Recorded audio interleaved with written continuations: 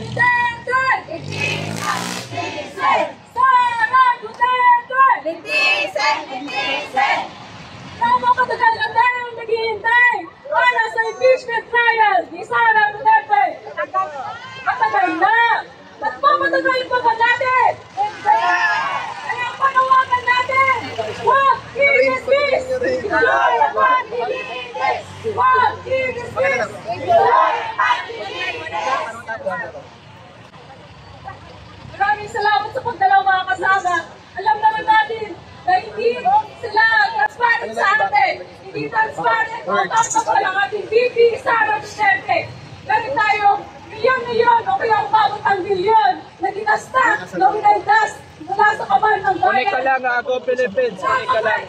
Walang go. Tama ba? Ninakawan tayo. Na tayo ay nagtrabaho araw-araw. Kumakayod araw-araw. Ano lang pupuwasan? Hindi. Binabayaran natin ng buwis. O tinikita natin ng buwis. Para lagi magkasta nila sa lalabas ng bansa. Sa pagkakaroon ng mga concert sa labas ng bansa. Tama po ba yun? Hindi!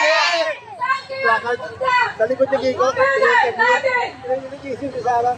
Kaya ba isa? Hindi sa pangalan ng Nanish Jane Gatos! Kanina! Your Honor! Magalang-galang! Sa mga kinatawan sa Korte Suprema! Sorry Tingin niyo po ka. kami! So, Nananawagan kami na dami-dami sundin to, ang mga konstitusyon na kayo mismo ang dapat na tinagansa nito! Kayo mismo ang dapat na tinagansa ng justisya para sa taong bayan! Tama! Tingin niyo kami! Tingin niyo ang aming panawagan! Sara Duterte! Litisan! Litisan! Sara Duterte! Litisan! Litisan! Defend! Defend!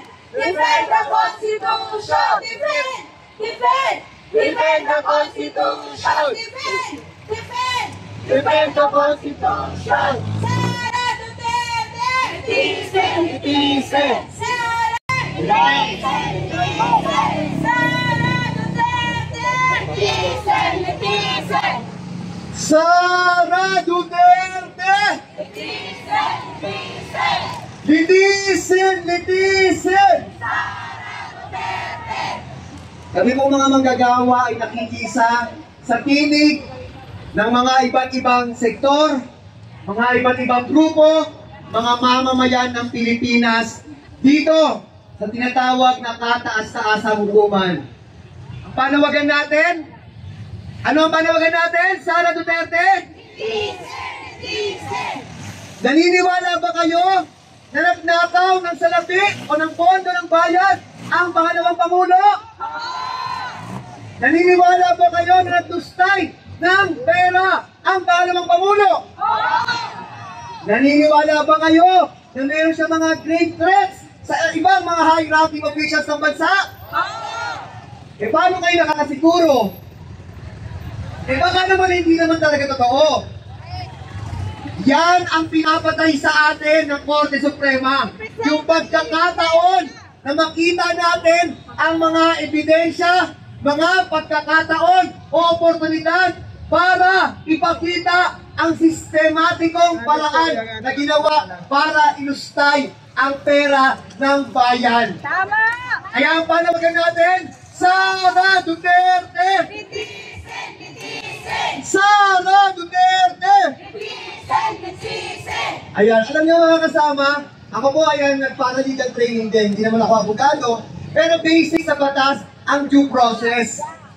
Eh ang bait nga natin, gusto nating bigyan ng due process si VP Sara. Ano ba yung mga elements ng due process? Diba bigyan ng pagkakataon ang nasasakdal na patunayan na siya ay inosente? Eh anong nangyayari dito kung unconstitutional daw? Eh di wala na ang pagkakataon para depensahan niya ang kanyang sarili. Kasi baka naman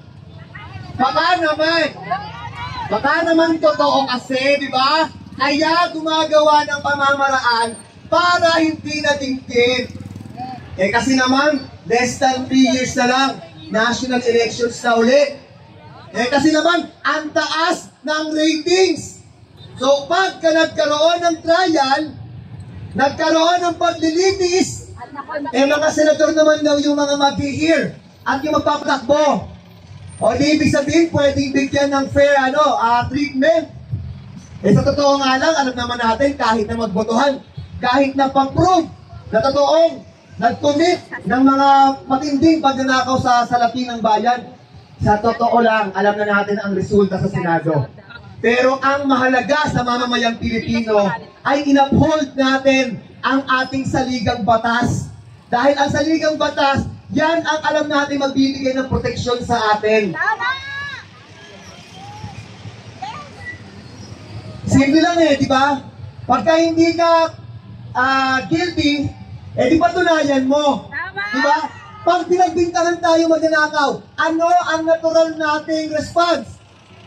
Siyempre, magagalit tayo kung hindi totoo, pero dedepensahan natin to. Patutunayan natin. Bakit ayaw yata ni Sara Duterte at ng mga kasabwat niya kung nasaan man? Tama! Kasi baka naman, di ba? Baka naman, totoo.